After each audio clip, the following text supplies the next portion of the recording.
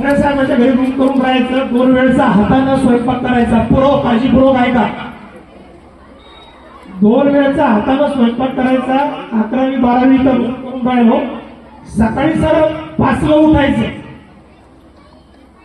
5ला उठायचं. ही जी आपली गल्ली आहे कॉलेजची, ह्या गल्लीपासून एक टोल नाका होता खाली, आता तेव्हा नाहीये, त्या टोल नाक्यापर्यंत रनिंग करायची. कारण की भाऊला सांगितलं होतं मी पोलीस झालो, तूही पोलीस झाला पाहिजे. 11वी 12वी असताना 11वी 12वीचा अभ्यासही केला, पोलीस भरतीची तयारी केली आणि पोलीस भरतीचा अभ्यासही केला. 2008 मध्ये ह्या कॉलेजमधून 12वी पास झालो. 12वी पास झाल्या झाल्या महाराष्ट्र पोलीस विभागामध्ये जागा निघाल्या सर. वयाच्या 19व्या वर्षी प्रथम प्रयत्नात 1072च्या बॅच मध्ये सर्वात कमी वयाचा पोलीस कॉन्स्टेबल म्हणून मी जॉईन झालो.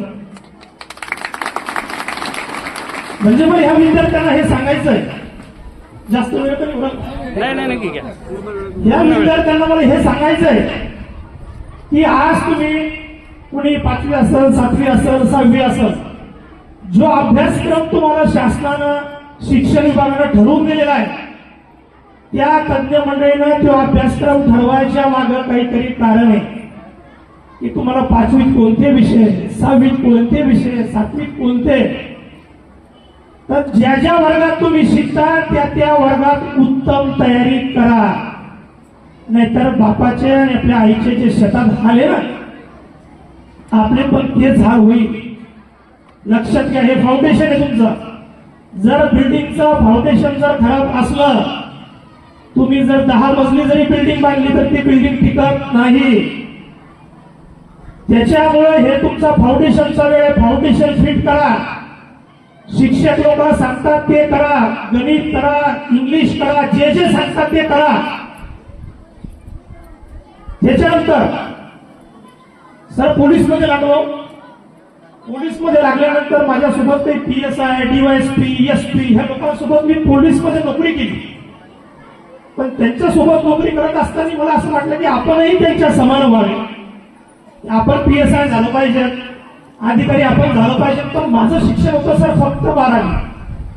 मग मी नोकरी करत असताना यशवंतराव चव्हाण मुक्त विद्यापीठातून सर ग्रॅज्युएट झालो. ग्रॅज्युएट झाल्यानंतर MPSC ची परीक्षा देण्याकरता कमीत कमी तुमचं ग्रॅज्युएशन असलं पाहिजे. ग्रॅज्युएशन झालो सर, MPSC ची परीक्षा दिली. त्यावेळी 2 मार्कानं 4 मार्कानं कटलो. त्यावेळेस यश मिळालं पण खचून गेलो नाही. त्यावेळेस समाज कल्याण मध्ये वरिष्ठ लिपिकच्या महाराष्ट्रामध्ये 14 जागा निघाल्या.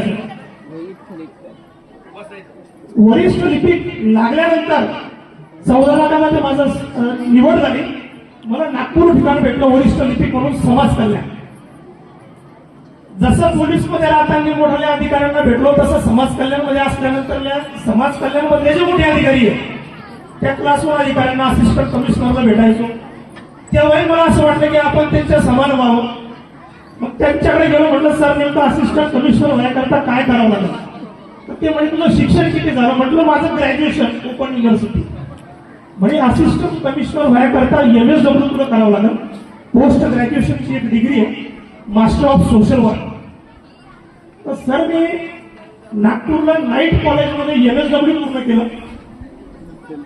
डेला ऑफिस मध्ये समाज कल्याण मध्ये क्लरिकल कॅडर मध्ये काम करायचं आणि रात्रीला 2 वर्ष कॉलेज केलं. MSW झाल्यानंतर असिस्टंट कमिशनरच्या जागा निघाल्या मार्च 2023 मध्ये. त्याच्यानंतर पुन्हा 4 नवीन जागा निघाल्या. त्याच्याकरता पण MSW मागितलं, असिस्टंट डायरेक्टर. 4-4 महिन्याच्या अंतरानं सर हे 2 पद भरती निघाल्या. दोन्ही मी एक्झाम दिल्या आणि दोन्ही एक्झाम मध्ये सर महाराष्ट्रातून 4था आलो सर. म्हणजे ज्या डिपार्टमेंट मध्ये लिपिक म्हणून काम केलं त्याच ऑफिसचा साहेब झालो, याचा आनंद अत्यंत वेगळा आहे. पण हे साहेब होण्यापर्यंत जो प्रवास होता ना, तो अत्यंत कठीण होता. इंग्रजी येत नव्हती सर. आज एमपीएससीच्या किंवा इतर परीक्षा देत असताना इंग्रजी, मॅथ, सायन्स किंवा इतर जे विषय म्हणजे सांगायचं म्हणजे तुम्ही युपीएससी किंवा एमपीएससीच्या द्यायचे असाल तुमची history, geography, science, English, math हे जे 5व्या वर्गापासून शिकवतात हे प्रत्येक विषय तुम्हाला युपीएससी मध्ये एमपीएससी मध्ये विचारला जातो. हे माझं दुर्दैव आहे सर की मी एमपीएससीची तयारी करत असताना 5व्या वर्गापासून तर 12व्या वर्गापर्यंत पुन्हा पुस्तकं वाचावं लागली.